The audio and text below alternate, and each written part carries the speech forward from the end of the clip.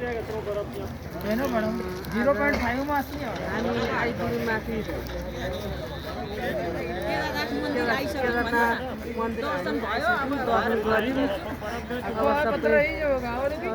माथि केदारनाथ सबै चट्टानहरू हिमालहरू चट्टान कति बजी आइपुग्यो